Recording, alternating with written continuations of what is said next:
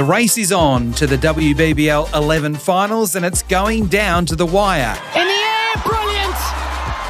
Danny Wyatt-Hodge diving to a left-hand side, takes an absolute stunner. New Zealand international and Sydney Sixers superstar Amelia Kerr is this week's special guest. Oh, it's a very good catch. While two-time WBBL champion Kirby Short is back at the desk. What a dominant start from Amelia Kerr. This is The Surge. Welcome, everybody. Welcome to another edition of The Surge. I'm Adam White, and it's great to have Kirby Short back in the studio as we talk all things WBBL. Kirby, welcome back. Thank you, Whitey. Lovely to see you. A lot has changed since you were last in here. In fact, a lot has changed just in the last sort of 4 or 5 days. And I feel like a lot could change in the next 5 matches as well. So we're poised beautifully. Absolutely. So as we see it at the moment, who do you think is going to win the title? How could you possibly? When we sat down at the beginning of this and we had a look at our top 4 and we're we're not going to talk about that. Okay, we're not because we're both wrong. We were talking about the Thunder and we got that horribly wrong. But I think that's the beauty of this competition is if you look at the lists on a piece of paper, which obviously in cricket never tells the full story, nor in any sport, but you genuinely go, anyone could beat anyone if they have a day out. And the beauty of T20 cricket in particular is that it can be 1 or 2 individual performances that can literally take a game away. So we've had so much change across the season, and we always find ourselves in this position of the season talking about anything could possibly happen, and there is a world where we will be waiting until the final fixture to know what that top 4 looks like. So that is the ideal situation. Now, we've said it before, you're wearing multiple hats through this series with your role at Cricket Victoria and also from a commentary position. But And I know you're going around the country to all sorts of different games. Are you really enjoying this version of the WBBL this season? Yeah, definitely. I think it's been nice to kind of tap in and out in different ways. I think riding alongside, obviously, the Stars and the Renegades in my role with Cricket Victoria and being in the inner sanctum of a team again, which I definitely realised that I missed. I think it's been a number of years since I've actually been that close to a team environment. And the last time I was playing, which is entirely different to looking at it from an administrator's perspective as well. So I think being in the inner sanctum of teams is such a privilege. I think sporting environments are so unique like that. So I'm very grateful to have the chance to sit across 2 different teams who operate really differently as well. So that's, for the sporting nerd in me, I really enjoy the study of those experiences. And then I think sitting above that, there's kind of something in the middle of with my navy blue on and thinking about, okay, how are our girls going and what does this mean for our program and what will it look like when they come back into the blue space? And then I get to sit as a commentator with a microphone and remove all of that bias and all of that investment and actually just look at the cricket for the game that it is. And I think we continue to see this competition attract incredible talent and also have incredible talent emerge. Yeah, so some teams have got 1 game left. Some teams have got 2 games left. As it stands at the moment, there are still 6 teams possible to make the finals. And when we're kind of going in towards the last weekend, that's kind of where you want the competition to be. But let's get straight into the power play, and we'll start with a team that really has been the pace setter from the start. They are the team in purple. They are the Hobart Hurricanes. And again, gives space and absolutely clobbers it flat. Wyatt-Hodge. How far has this gone? Just far enough. Enjoying the intent by Wyatt-Hodge tonight. In the air, brilliant! Danny Wyatt-Hodge diving to a left-hand side, takes an absolute stunner. So the Hurricanes have certainly locked in their spot when it comes to the finals with 7 wins from 9 matches. It looked like they had a little bit of a bump in the road, but then have balanced back up again, Kirby. It's a good time to lose and a bad time to lose in competitions like this. And 10-game seasons are pretty punchy. I think it was one of the best things that the competition did, just tightening it up a fraction. It almost feels like every game becomes really important. But they've been the form team from the beginning. I think when we were talking about lists on pieces of paper going, holy, the balance that they've got. And it was great hearing Elise Villani actually sit on the fence as the skipper and go, do you know what? I feel as privileged with bat and ball with the list that I have. She had a really hard time separating the two. And I think we got a bit distracted early on by the depth of the batting lineup, but it's Heather Graham with ball in hand has been absolutely outstanding. I think when you've got the options that Elise Villani does, knowing that there are multiple match winners in a team, as well as people that are just happy to play their role, it positions you so well in T20 cricket because you're not looking to just Lizelle Lee or just Nat Sciver-Brunt or just Danny Wyatt-Hodge to be the person that does the job. At different times, each of them have done that, albeit obviously Danny Wyatt-Hodge absolutely outstanding this year. She's sort of her and Mega chasing each other for that yellow cap. But I think the person that I would actually point to is the skipper herself, Elise Villani. I think she's hitting the ball as powerfully and cleanly as I think I've ever seen her hit it. And when you look at her innings, 42 not out off 31, 38 off 21, 12 not out off 9, 23 off 14, she's coming in that middle order role. She's striking about 150 and icing games for the team. So you've got Danny Wyatt-Hodge going absolutely mental at the top of the order, just hitting the ball unbelievably well. And then all of a sudden, Nat Sciver-Brunt's found some form as well. That's a bit scary. If you thought that she wasn't going to, you were kidding yourself if you were an opposition player, because someone of her class, you know it's coming. It's literally just a matter of when. And classically, the classy nature of Nat Sciver-Brunt, she's found it at the back end. She has indeed. There's no doubt about that. She was so good to watch the other night down in Hobart. And we should mention Molly Strano as well because she took her second 5-wicket haul the other night. She's got 171 wickets in the competition's history. So she's not just someone that's really fun off the field with all the cheerleading and all the, making sure that the celebrations are intact. She can actually seriously still play the game. Wildly 10 years apart. Her first 5 was in WBBL 01. So she's remarkable, Molly. You talk about the quality team person is, and sometimes we get distracted by that and forget that she's a prolific wicket taker in this competition.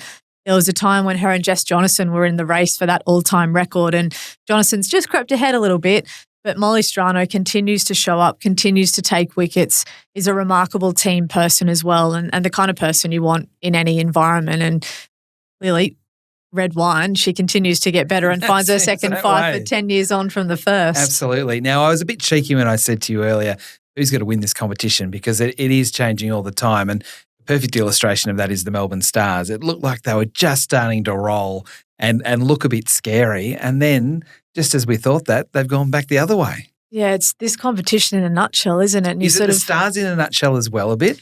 Well, yeah, it's interesting because I sort of feel like we've seen attributes in them this year that are different in a good way. We've seen multiple contributions across the lineup. We've seen the recruitment of a couple of the English players in Danny Gibson, Amy Jones, who've brought that real, I would say, stability through the middle of their innings, also access different parts of the ground, really comfortable going behind the wicket when you've got a Lanning and a Sutherland who are so strong straight and through the covers. So I think we've seen some things that give you a reason to believe that the model is a little bit different. We're not just looking at one person to score all our runs. We're constructing innings really well. We still know they have a superstar bowling lineup. Kim Garth, again, remarkable in the power play. But you just sort of thought, hang on a second, this looks a little bit different. They're doing this a little bit differently. It looks a little bit more of a holistic approach. And then recently we've started to see some of that. It was the chase actually in Hobart where it looked a bit disconnected in how they went about it, and that's not been true for them prior to that. So, yeah, are they wobbling or have they the little bump that they needed to kickstart them for the back end of this tournament? Yeah, so they'll play finals. It's just a question of where and when and how many times they have to play in the final series. We should also mention Marizanne Kapp, who she's gone now, and she has been very important for the Stars.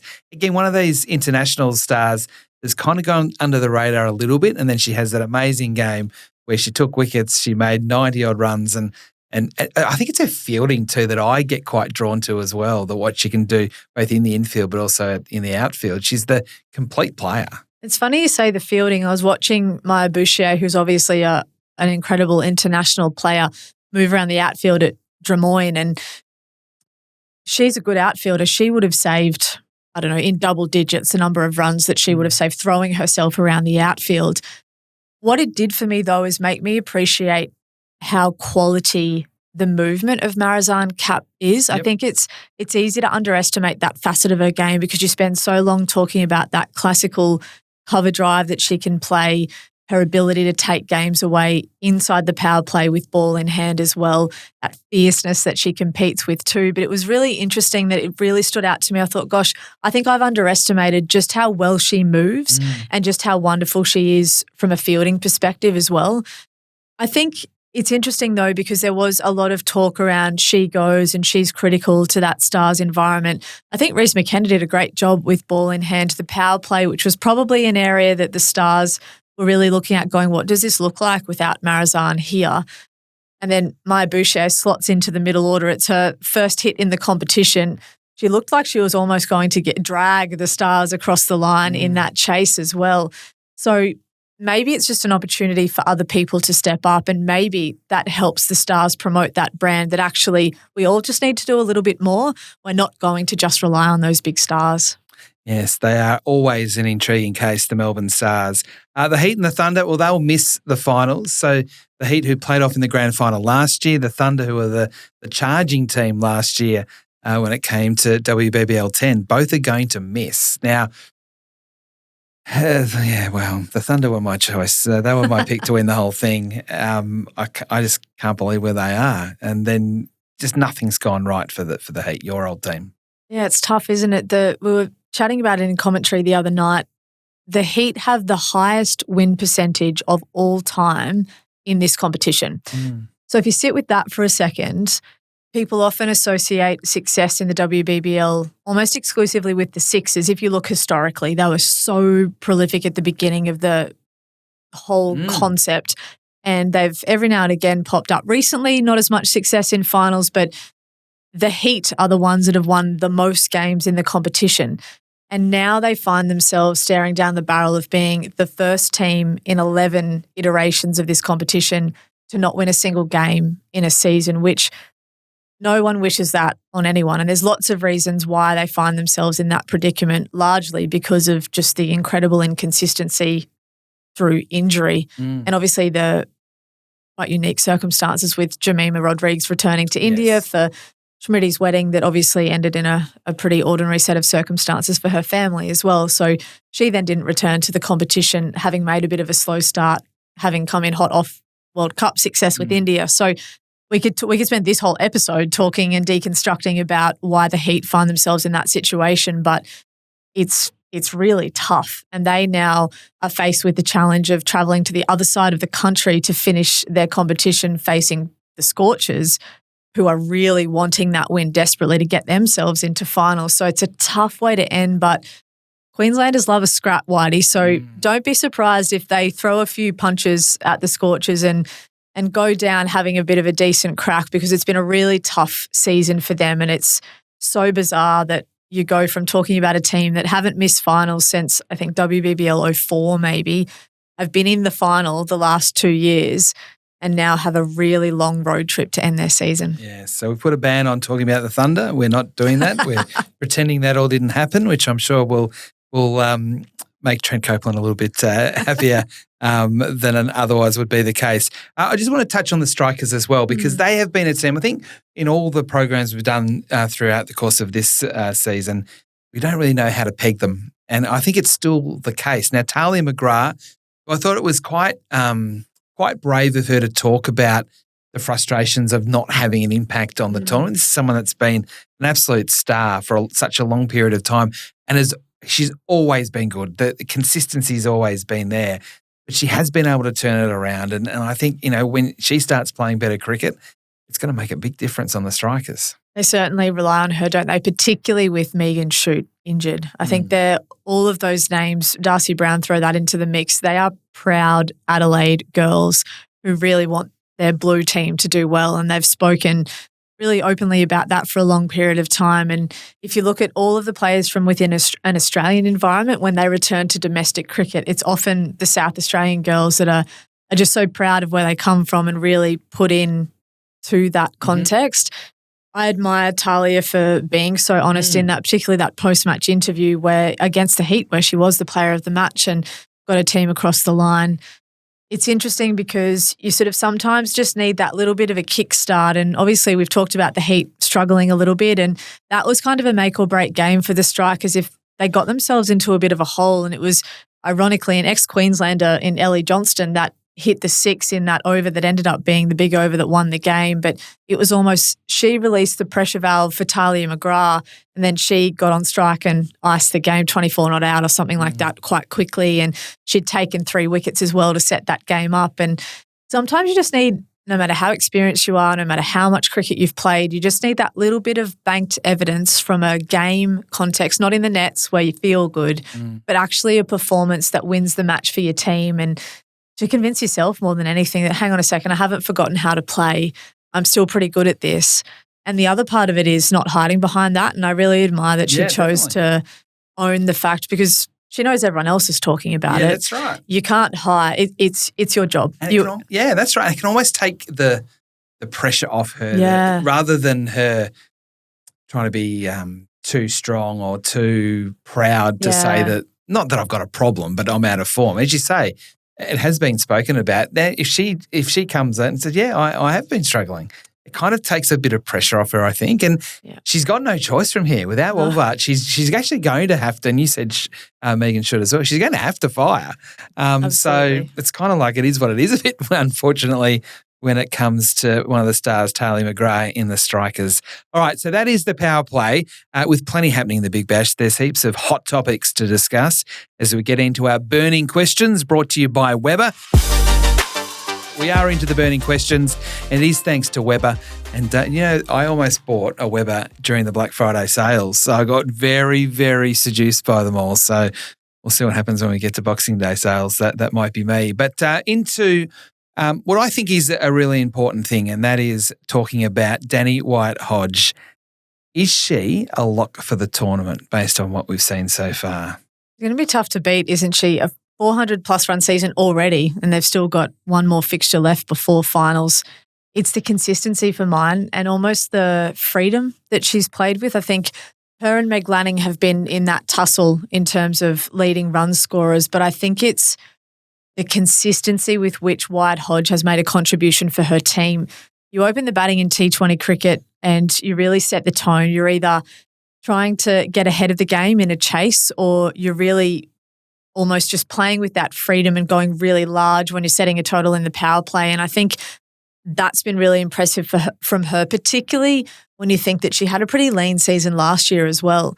And it'd be really wonderful to understand for her whether it's knowing the depth that now comes behind her and that's freed her up, or whether there's other factors involved for her or more comfort in the Hurricanes environment. But the way that the Hurricanes are going, the consistency with which she scored runs in a really successful team that have 7 wins on the board already and look like a very good chance to be hosting the final, should be pretty short-priced odds to win that player of the tournament. Feels that way. All right, this is a tough one.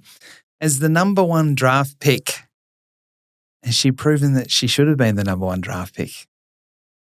It's tough to measure this, isn't it? It's a tricky question. It is. It's very tough from Will Taylor, who put this question in. Yeah, I like a curly question, so well played, Will. I am not sure if I can answer whether you've justified a number 1 pick, because do you have to be player of the tournament to justify a number 1 pick? Because technically that means you are the most sought after person in the competition. So I'm going about it a slightly different way, Whitey. And my answer is I don't know if you even can justify being the number 1 pick. What I think she has justified is the draft strategy by Rachel Haynes as GM at the Sixers and Matthew Mott as head coach of the Sixers in terms of the balance that they needed in their side and where they had a gap to fill. Mm-hmm. When you look at the numbers in this tournament with Perry and Dunkley at the top of that order, obviously Elisa Healy's batting at 3, which is a different role for her in this competition. I imagine that Perry and Healy, I need to check those stats as well, but I would imagine that they would be the most successful opening partnership in WBBL history if I had to hazard a guess.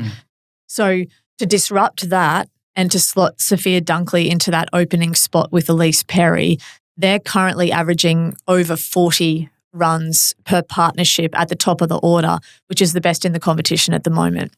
So has she justified the number 1 pick? She's certainly been very good. But I think more important than that is the fact that she's slotted into a spot for the Sixers that has them building beautifully and allowing others to play their role. And I don't think they would be thinking that they're missing Sophie Eccleston based on the role Maddie Villiers is playing, how well Ash Gardner's bowling. So I think they nailed that strategy, and that's what's justified in that selection. Yeah, and the reality is there's still games to go for Sophia Dunkley and some very important ones as well. What about Sophie Devine and the impact that she's having, but also the impact that she may still have? Because we've seen her, she's almost had these statement moments, whether it be a particular ball or a particular shot, more so than these grand performances. But it's almost a reminder of what she can do and what she might do. At times in the last few matches, you almost feel like she's gone, girls, get on my back. We're going this way. And I think when you look at the Scorchers' success and failures across the last couple of seasons, obviously they have won a title in this competition. I want to say WBBL 07 perhaps. And you look to a Mooney and a Devine as the two key pillars of that success. And I think what's been quite understated about how Sophie Devine has gone about the last little bit, we love a stat here, Whitey, so we're going to roll with a couple. Her first 5 matches, 5 wickets and only 17 runs. The last 4 matches, 7 wickets and 163 runs. We talked about Nat Siver-Brunt back-ending the tournament and finding form at the right time. And you just feel like the Scorchers skipper, whether it's a little bit of a lag from the World Cup and the energy sap that is, knowing she's walking into a tournament that she's such a proud performer in, she's a leader in. I think what will get the Scorchers across the line is the fact that those contributions are a bit more diversified. So it's not just off the bat of Beth Mooney that the Scorchers are going to win fixtures. As you say, it's those statement moments from Sophie Devine where she does something remarkable, and it's almost that sometimes leaders use words and sometimes leaders use actions. And in the last 4 fixtures, it's almost been, I mean, I'm sure there's some choice words because she usually drops a couple of those in a pre-match speech, Sophie Devine, but it's been largely actions. Follow me. We need more in the power play. We need more through the middle of the innings. And then you start to see Freya Kemp do a little bit more. Beth Mooney is always consistent. They probably haven't yet seen the best of Katie Mack and Beth Mooney at the top either. So there's still room for them to improve, but Sophie Devine, alongside who we know as the ultimate problem solver, as I heard her referred to in our last episode, Beth Mooney, I think their capacity to continue to contribute in big moments will then free up others to play their role as opposed to needing to be the person, and that's when we've seen the Scorchers at their best. Don't forget Amelia Kerr, our special guest, shortly. But as we continue our burning questions brought to you by Weber, the Hayley Matthews factor, the fact that she hasn't been able to come across for the tournament this year, such a dominant player, is it just the reality that they haven't been able to cover her at all in the end, the Renegades? They've tried a number of different combinations at the top, but so close to the tournament to lose her, it feels like it's having its impact now on them. Yeah, it's an interesting question, I think, because is it her absence or it's almost that intangible one, isn't it? You could talk about her numbers, but they actually weren't damaging. If you actually unpacked her contribution last season, it'd be a runnable 50, it'd be a couple of really critical overs. She's a wonderful leader and has this sense of calmness and composure about her. She was the player of the final, to be fair as well. But I think in not being disrespectful to how she went about it last season, they weren't these huge performances or damaging innings. It was just the balance that she provided the lineup. So I think it's less about the actual numbers and it's more about knowing that she's in your side and you've got another person that will stand up in those big moments. I actually think if we looked at Georgia Wareham's performances this season, they're probably better from an all-round numbers perspective than what Hayley Matthews was producing last year. And Georgia Wareham's obviously played a role as a leader in the Renegades environment too, very seamlessly, might I add, in coming in for Soph Molyneux when she's sort of managing her injury. So it's interesting because is it that Hayley Matthews isn't there as a cricketer or is it that Hayley Matthews isn't there to kind of balance out that team? And I think in conjunction with that, the domestic players in that setup just haven't had as good a year.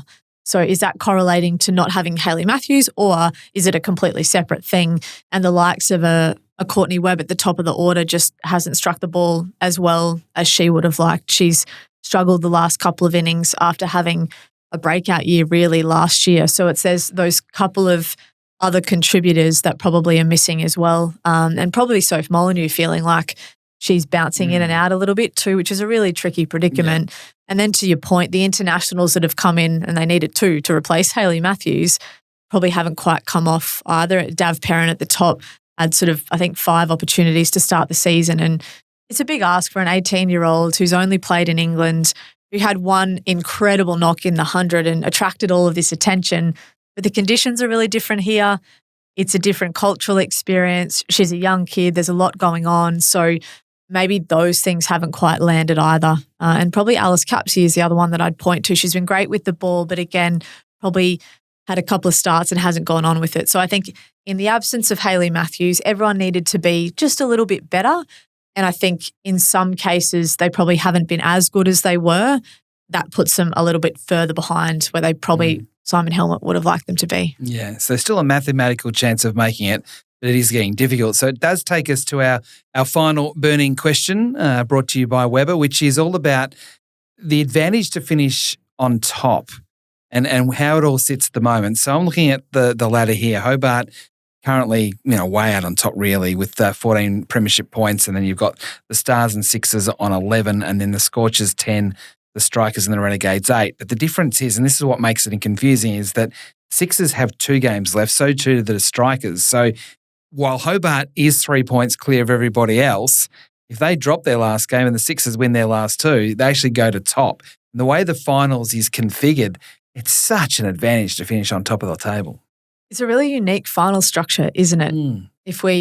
When you can't see a graphic of it, it's going to sound really wordy, but essentially one goes straight through and then 3 hosts 3 versus 4, and then 2 hosts the winner of that. And then one just sits pretty for a week and waits for all the people to roll in. But I like that because it puts a premium on finishing on top after everyone's played 10 games. Yeah. I do like that because I think too often in any sport, when you have a home and away season and then you have one bad final and it's all over, if it's, say, 1v4, 2v3 in a sort of a traditional form, I feel that's not fair. So I like the way it's set up. Yeah, I think there's 2 schools of thought around, is the ultimate advantage finishing first because you literally have a whole week off. And I remember hearing Sophie Molyneux talk about how the Renegades approached that last year, and they almost tried to have really big team training sessions to align with the days they would have played had they not finished first. So you get to be at home and have all the creature comforts and all the routine, but with such an intense schedule, not having a game in that entire week, for some, that would actually be disruptive to what feels like a decent routine and intensity of competition and performance. So I think the benefit probably sits in finishing first or second in this competition because some teams would like to have just that one more game where you have the opportunity to play. So I think there is a huge advantage in finishing first. And as you say, recognises that you've actually earned the right to go straight through the big dance because you've been the best team all year. So I really like that. And I wouldn't be mad whether I finish first or second because as second, you still get to host. So you get the majority of the week at home. Someone comes to you. You haven't quite earned the right to go straight through to the final. So there is that final hurdle to cross. And if you've got momentum at the right time, and maybe it'll end up being the Sixers that finish second if the Hurricanes get the business done in their final match of the season, then they do have that momentum and maybe would like to have that final hit out on the Thursday before trying to win through to the final on the Saturday. So I think huge advantage for first. It's quite a unique setup and I quite like that. But I also would be okay if I finished second and just had one more hit during the week. A double chance though for anyone really. That's what makes it such a unique and really effective final series. And what a premium now on the last home and away fixture for the Hurricanes because if they win it, they know they're into a home final. So much to play for there as well. So they were the burning questions brought to you by Weber, but it is now time to hear with 2 great mates really when we talk about Amelia Kerr and also Kirby Short. But as I said, she's one of the stars of the competition. She's one of the stars of world cricket, Amelia Kerr. She's going to join us next on The Surge. And welcome back to The Surge. You're with Adam Wyatt and Kirby Short. Well, our special guest is a very special friend of yours, Kirby. So I'm actually going to get you to introduce not only a special friend of yours, but one of the best players in the entire WBBL. That's a hot question without notice, Whitey. She is a special friend of mine. I think where Amelia Kerr is concerned, you have to talk about the person first. I think you talk about her as a teammate and a very nearly future leader of New Zealand cricket and potentially the best all-rounder that their country will ever produce and one of the best we'll ever see in the world. So I think as a human, she's selfless, she's humble, she's incredibly talented. She's wonderful to the people that matter to her and also to any teammate that she's ever in a team with. And then it also happens that she's a particularly outstanding all-round cricketer, bowls incredible leg breaks, has a remarkable googly and continues to climb up the order for New Zealand and in all of the other teams that she plays in. And she's playing in leagues all around the world. She's being picked up in franchise cricket because of that capacity she has as an all-round skill set. And she's also a T20 World Cup winner. So there's a few things on her rap sheet that they're just off the top of my head. Well, Amelia Kerr, that's a big introduction. Yeah, it's very kind of Kirby. I mean, I am very fortunate actually that the first year of my WBBL career at Brisbane, Kirby was the captain, and I still say to this day she's one of, if not the best captains I've ever had. And I think that was probably, I'm obviously at the Sixers now, but I think starting my career in Big Bash at Brisbane was a real blessing with the people we had around us and just so many good people. And, Kirby says all those nice things, but, what I've learned from her over the years, and she's the same, it's the person. So she can give compliments and I can give them back.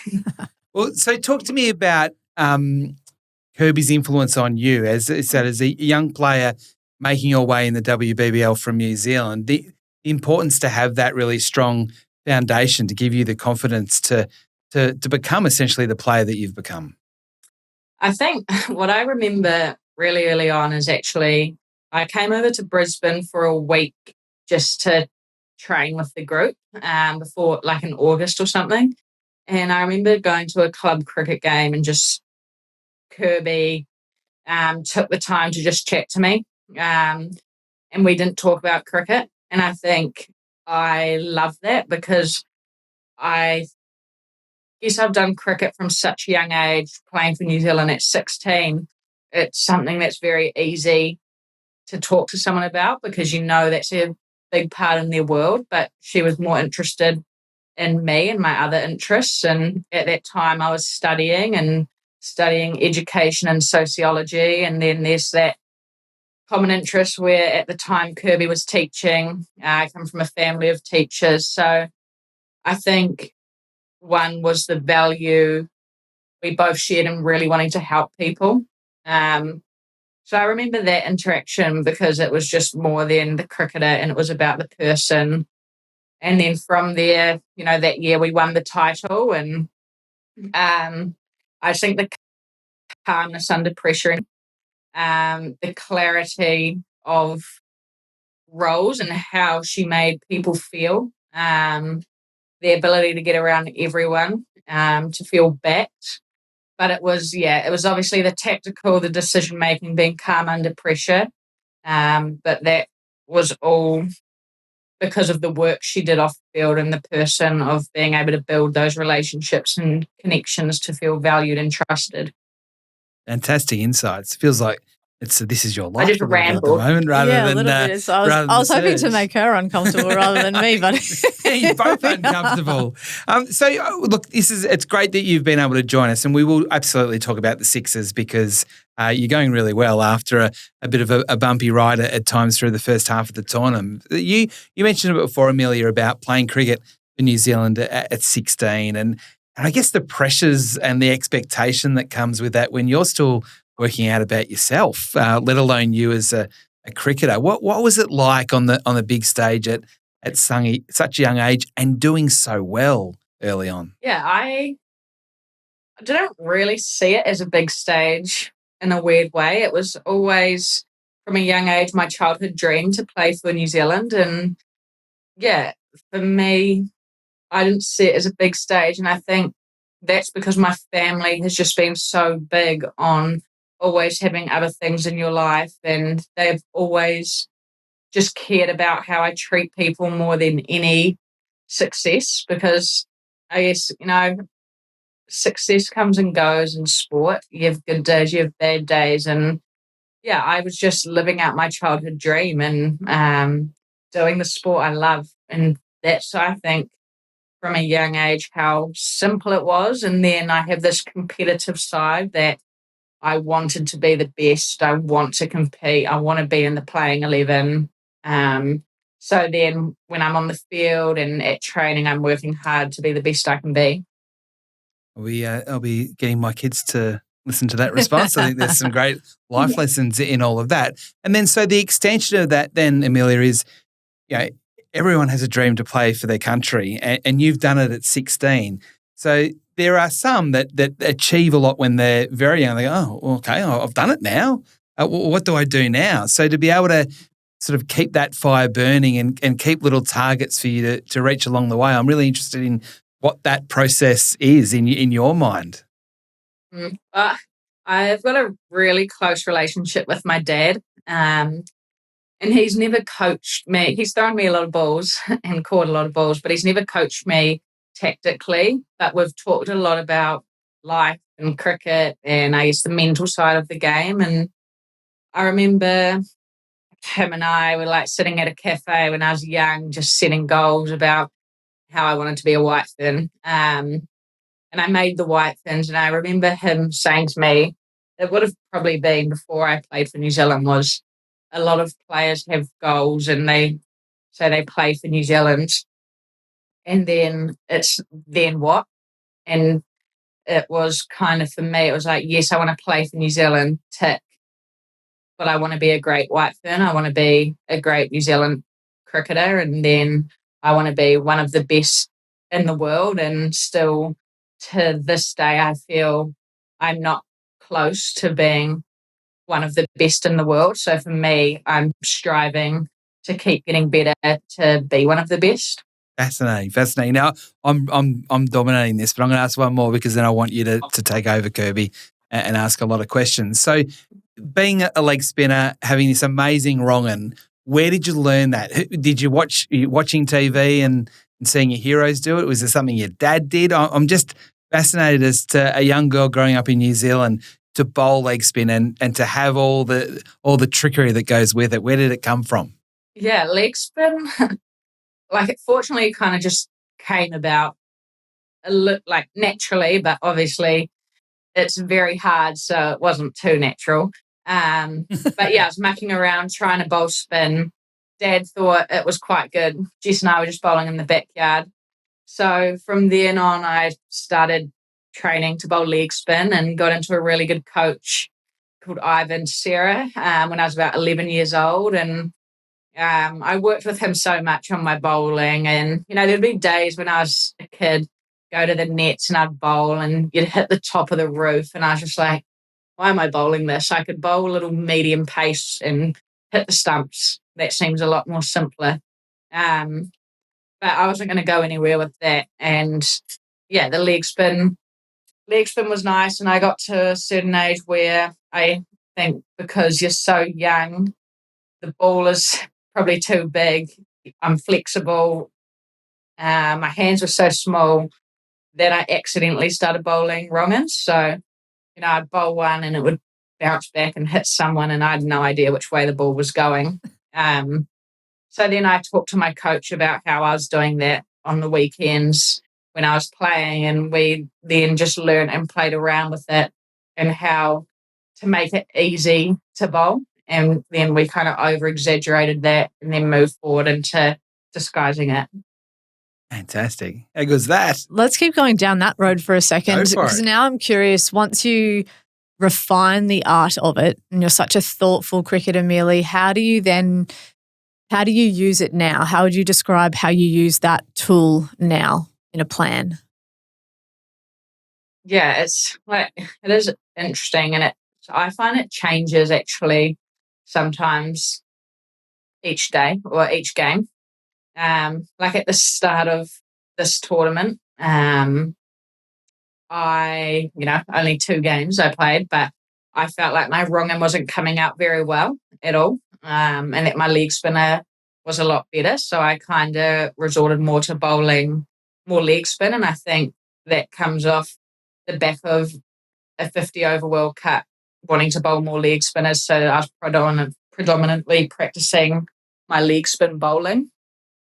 And then recently in the nets, I guess at this time, I've just been trying to bowl a lot of wrong ins because I haven't loved the feel as of late. And I feel like I've got my wrong in going again. So it's a bit of matchups to batters, to fields I have.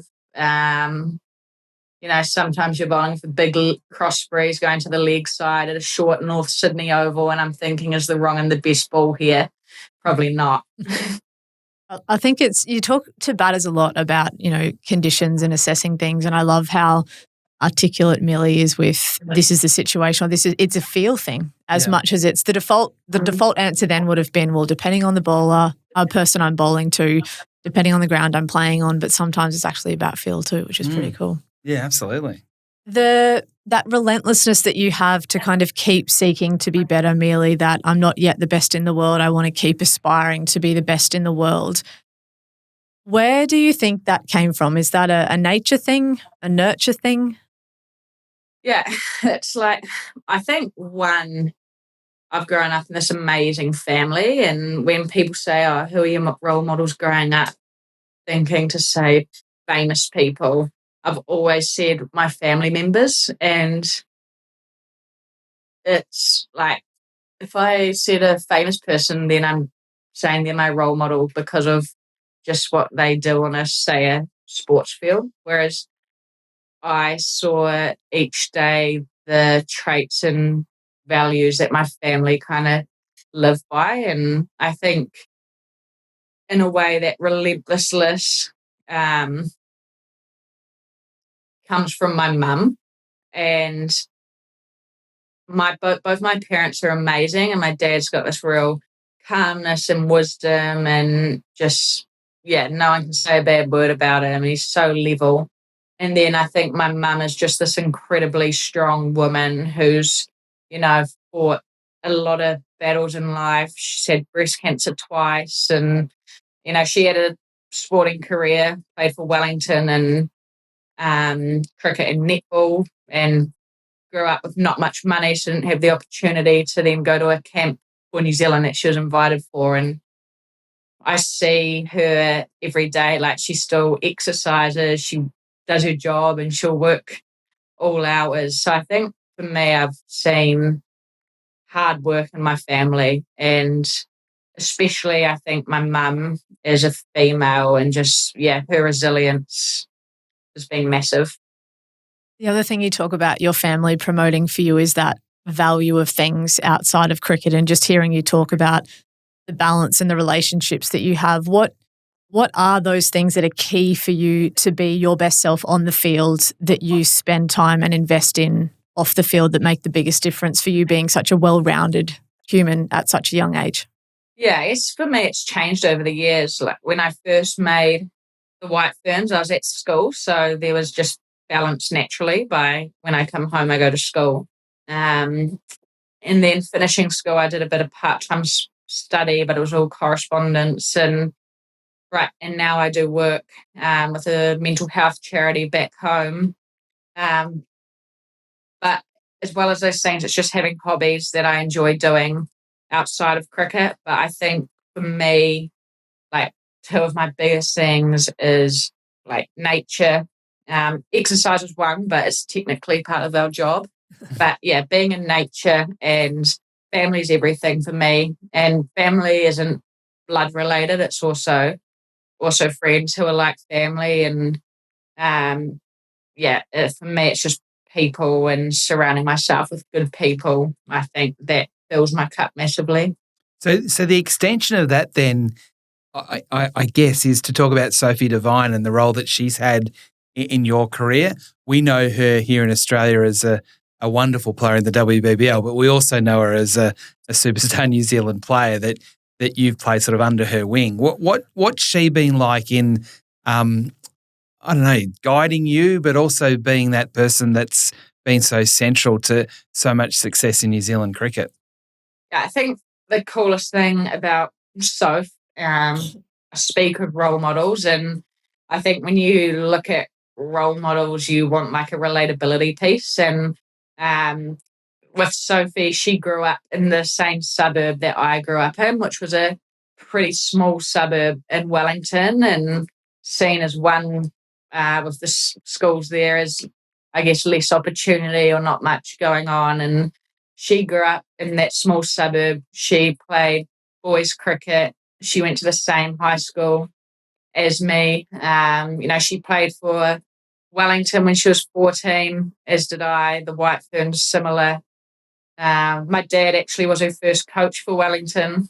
So she used to babysit myself and Jess. So I think that's a pretty cool connection. And then because of that, her being from Wellington and specifically from Tawa, I actually always, I didn't see women's cricket, but I knew who she was.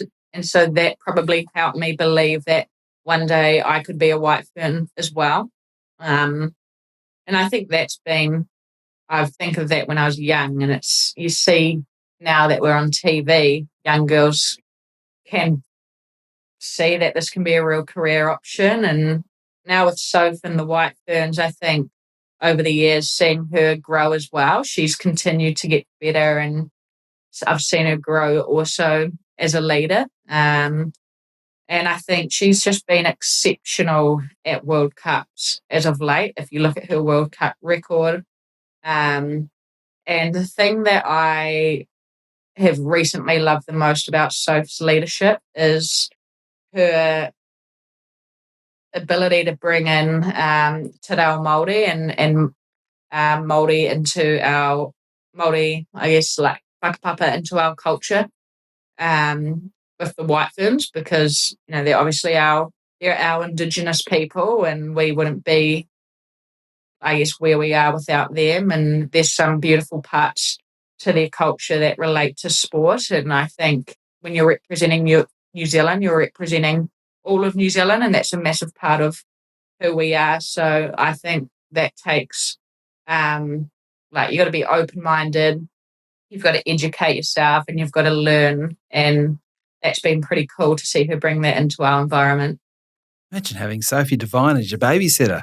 Wish I had that. Rather than watching TV, we go and play a bit more cricket and stay up a bit later. That's very special. Yeah, a few throwdowns. Yeah, that's right. Yeah, exactly. Right. Multi-purpose. How good's that? And Millie, you're a future leader of that White Ferns group. You talk about the presence and importance of culture, obviously your love of your own family and creating that family type belonging feel in the team. What does Amelia Kerr look like as a leader, whether that's the White Ferns, whether that's a team in a T20 franchise competition? How would you describe yourself as a leader? I guess for me, I've always liked to say you can be a leader without a title. And for me, I want to make people feel good. I want people to feel valued and feel as though they belong. Because I think if they feel valued and if they feel like they belong in an environment, you're going to get the best out of them. So in that regard, I'm a real encourager, but not a bullshit encourager. It's got to be real and authentic as well. And the other one is still setting your own standards really high, because I think if you set standards in what you want to achieve, but more in the process of work ethic or just how you treat people, how you leave the changing room when you play at a ground, people also follow that. And I guess there's the whole inspiring, I think firstly inspiring your teammates to want to play for more than just a result or a game. And for me, I always go back to one of my favourite quotes, which is in Te Reo Māori, and it's He aha te mea nui o te ao he tangata he tangata, which means what is the most important thing in the world? It is the people, it is the people, it is the people. And I think for me, comes down to, you're representing yourself, but you're representing your family, your friends, the people who have helped you get to where you are along your journey. You're playing for your teammates that are next to you. You go through the good and the bad together. And that, there's just so much more to cricket than cricket. And that what we have this opportunity to do actually can mean so much more than just a bat and a ball. All right, don't worry about Sophie Devine. Amelia, can you come and babysit my kids because they need to hear this because they don't listen to mum or dad. I was just going to shift a step a little, Amelia, to the WBBL. You obviously had an incredible personal outcome in the recent WPL auction and you're involved in the 100 as well. You're playing in tournaments all around the world, but you've been in the WBL for a long period of time. What is it that you really love about this competition? I love Australia.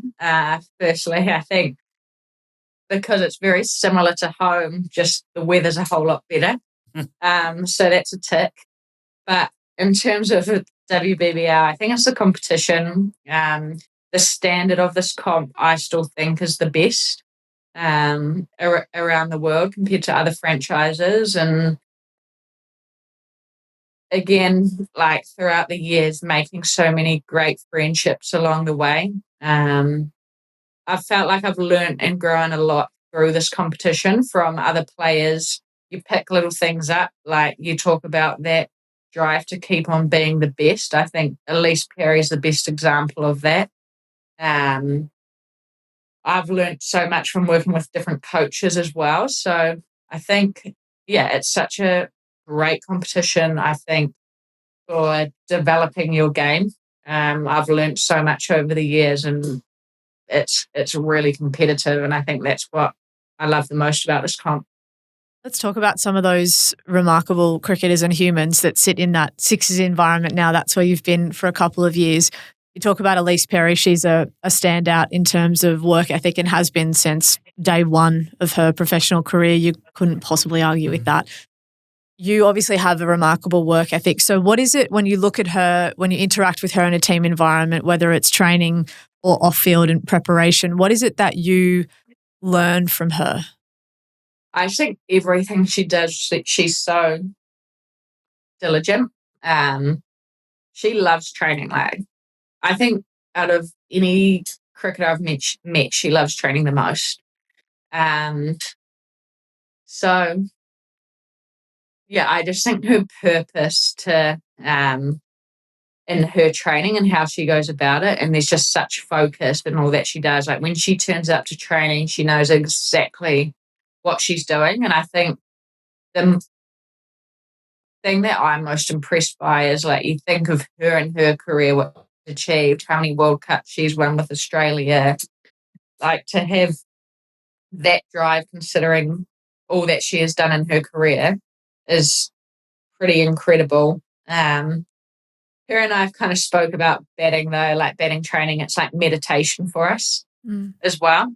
I think, sometimes I think at training and batting it's freeing. You sometimes have a lot of thoughts about life or the world or whatever it may be. And when you go to training and you bat, it's just as simple as watching the ball, and that becomes like meditation. And I think she has that same kind of feeling with batting. It's her happy place as well. So yes, you're wanting to get better at something, but it's pure enjoyment, it's meditation, and it is a happy place for her. So when you're at training with Elise, or there's also Elisa, there's also Ash, there's a number of superstars in your team. Does it get competitive at training where you are trying to almost outdo each other when there's so many stars all wearing the magenta, or is it very team environment and everyone's very encouraging and very positive? I think they're really professional people. They go in and they get their work done, and they know what they need. they get their work done and they know what they need, and they're probably more, especially I think Piers as well. She's more of like a silent trainer. She turns up and she does her work. Whereas, you know, when I'm bowling to say Kiva in the nets and she's got a bit of a personality, I'm just having a good chat to her because it's good fun. And I think it's still important to find enjoyment and be able to have a laugh when you're at training and not always take things super seriously. But yeah, unfortunately, when you've got those like 3 big dogs and the sixes, you're sitting there waiting to pad up, watching them bat. Can take a little while. Yeah, I was going to say, sort of try to outdo each other, or I maybe think just sit back and watch and enjoy the show. That's it. There's the really interesting thing about that Sixers team, and forever there's been the 3 big dogs at the Sixers. I think one of the biggest impact players this year, Millie, is a good friend of yours, Maitland Brown. And I think something I probably should have included in my introduction is Millie's capacity on a guitar as well. There's a couple of points of creative intersection between Millie and Maitland. Tell us a bit about her as a human, because I can't imagine she's a silent training type, but also from a cricket perspective, what switch has flicked for her, because she's been outstanding this season? Yeah, she's been awesome, and yeah, she's a really good friend of mine, Maitland, and yeah, there's not much she can't do. She's so creative. So yeah, her mind's going, and she's always got a project or she's working on something, which is pretty cool. But yeah, I know that last year she struggled a bit during Big Bash. She didn't have a huge role at all for the Sixers, and I kind of saw her in the nets and just thought, she's talented. Like she's got a bit about her.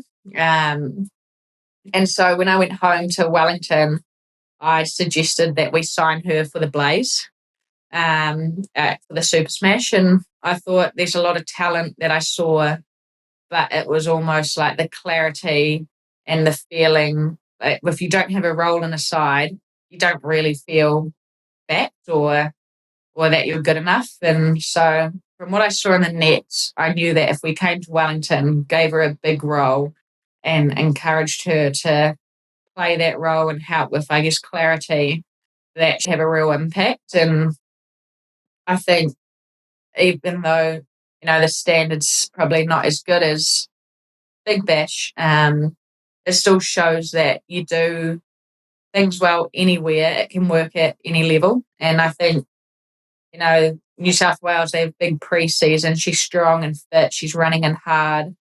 And I just think she's got way more belief in her game with both bat and ball. And she's become really clear, I think, in her options. I think if you look at last season when she batted, she probably looked to sweep more, lap more and step across her stumps. Whereas this year, you know, you saw the other day, first ball over mid-off, and she hits the ball bloody hard. So I think it's that belief, having a big role and just being really clear on her strengths and backing them. We started the conversation talking about, Amelia, how you were playing for New Zealand at 16 and all the amazing things you've done.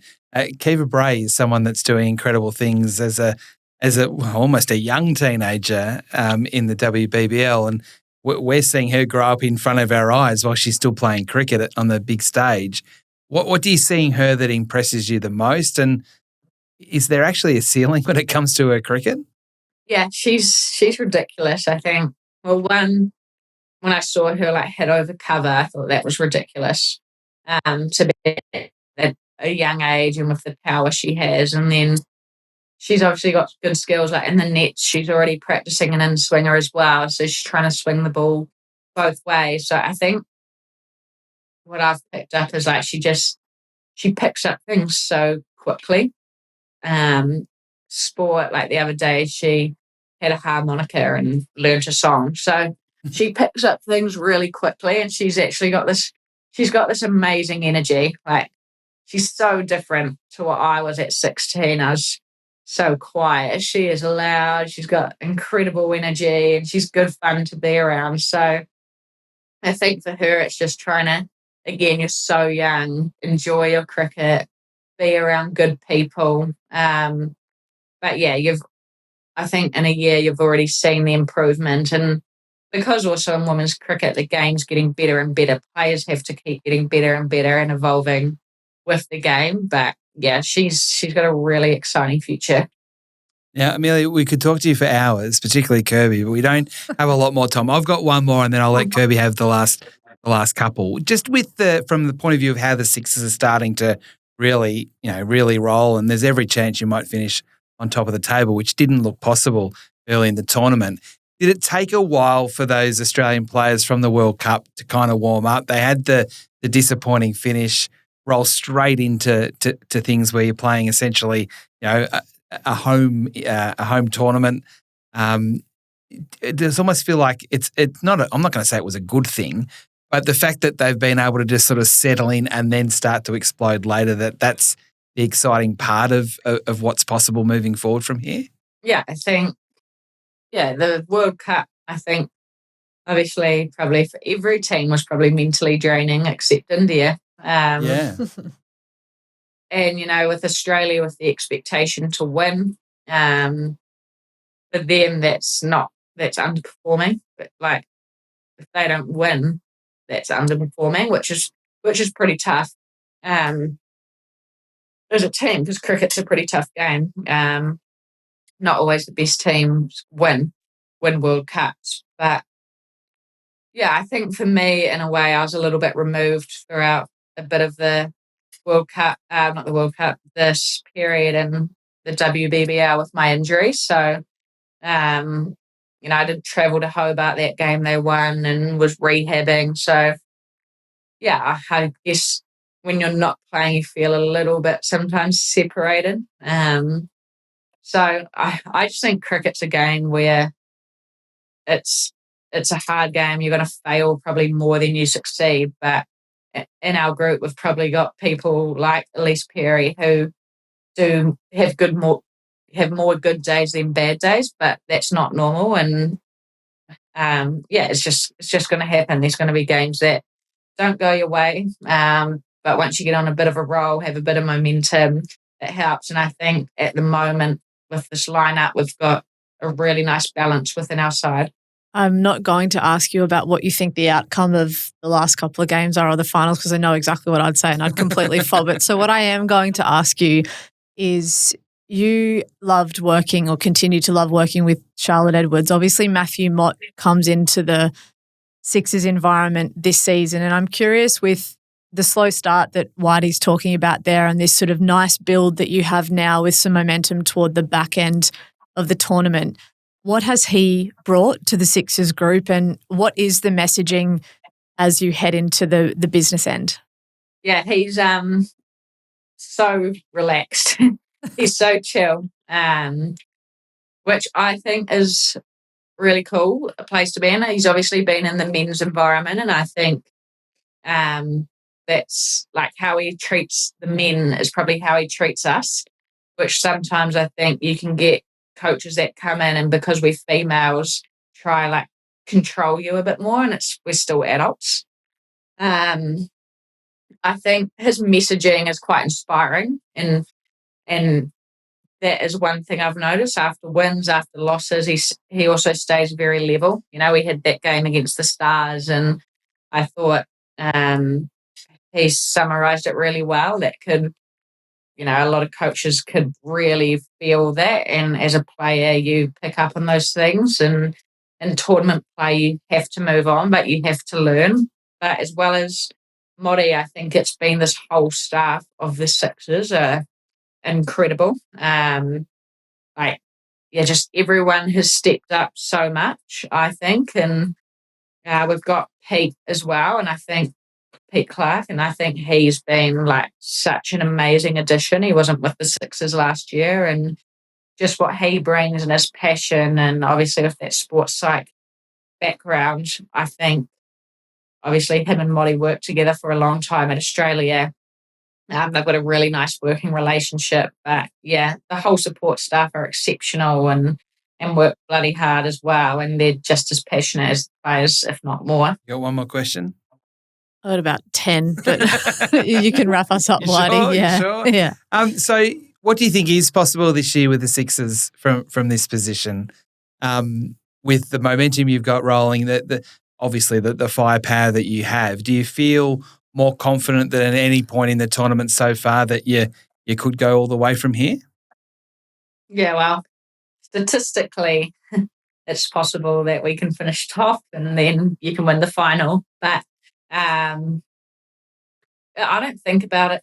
I try not to think too far ahead. Like, as a team, we've got good players, but so does every team. And I think that's one thing going back on the other questions, what I love about this comp is that, no matter which team you're playing, there's match winners and it doesn't matter. Brisbane Heat haven't had a great year, but when we turned up to play them, which was rained out, you never know what can happen. And I love that about this comp, that any team on their day can win. So, you just got to play good cricket. You got to just focus on the game in front of you, and the result will be what it will be as long as you can play the same way that you always play despite the situation of the game. Well, Amelia, thank you so much for joining us on The Surge. I know you as a great cricketer, but to be able to spend half an hour having a chat to you and getting to know you a little bit better, I know Kirby knows all about you, but that has been fascinating. And I think any young cricketer, male or female, that are coming through, I think needs to listen to what you've just had to say. Great wisdom, great experience, and thank you for sharing it with us. We really appreciate it. Thanks for having me, guys. Thanks, I appreciate it. Amelia Kerr there. That was a very special interview. Not anything we did, but Amelia Kerr in sharing some of her philosophies, her insights into life, not just to cricket.